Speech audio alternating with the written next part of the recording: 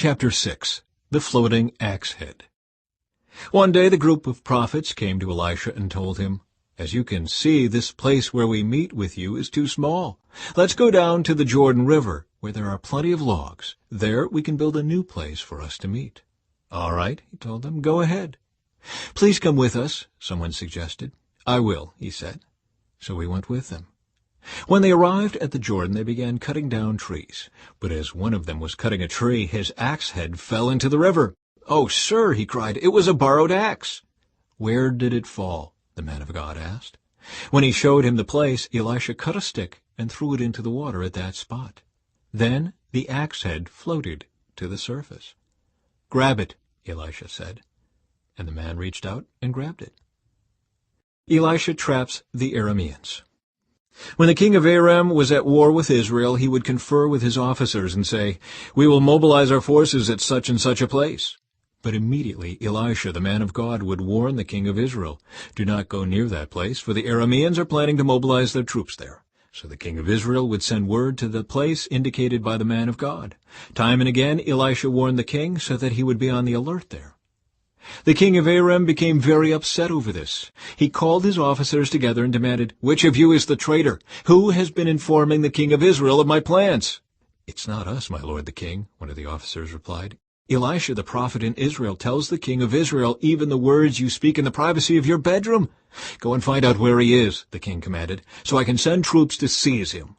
And the report came back, "Elisha is at Dothan." So one night the king of Aram sent a great army with many chariots and horses to surround the city. When the servant of the man of God got up early the next morning and went outside, there were troops, horses, and chariots everywhere. "Oh, sir, what will we do now?" the young man cried to Elisha. "Don't be afraid," Elisha told him, "for there are more on our side than on theirs." Then Elisha prayed, "O Lord, open his eyes and let him see."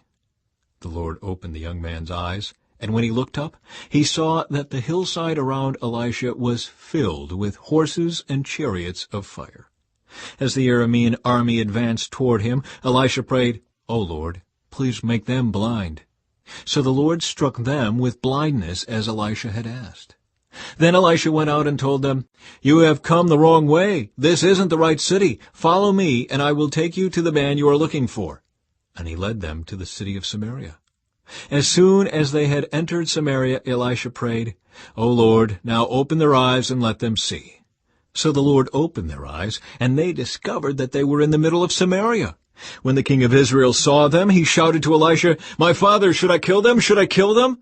"Of course not," Elisha replied. "Do we kill prisoners of war? Give them food and drink and send them home again to their master." So the king made a great feast for them, and then sent them home to their master. After that, the Aramean raiders stayed away from the land of Israel. Ben-Hadad besieges Samaria.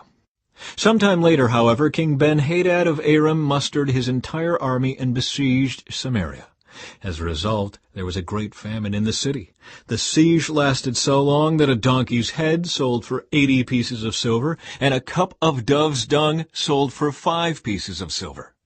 One day, as the king of Israel was walking along the wall of the city, a woman called to him, "Please help me, my lord the king." He answered, "If the Lord doesn't help you, what can I do? I have neither food from the threshing floor nor wine from the press to give you." But then the king asked, "What is the matter?" She replied, "This woman said to me, 'Come on, let's eat your son today, then we will eat my son tomorrow.' So we cooked my son and ate him. Then the next day I said to her, 'Kill your son so we can eat him.' But she has hidden her son." When the king heard this, he tore his clothes in despair. And as the king walked along the wall, the people could see that he was wearing burlap under his robe next to his skin. "May God strike me and even kill me if I don't separate Elisha's head from his shoulders this very day," the king vowed. Elisha was sitting in his house with the elders of Israel when the king sent a messenger to summon him. But before the messenger arrived, Elisha said to the elders, "A murderer has sent a man to cut off my head. When he arrives, shut the door and keep him out. We will soon hear his master's steps following him."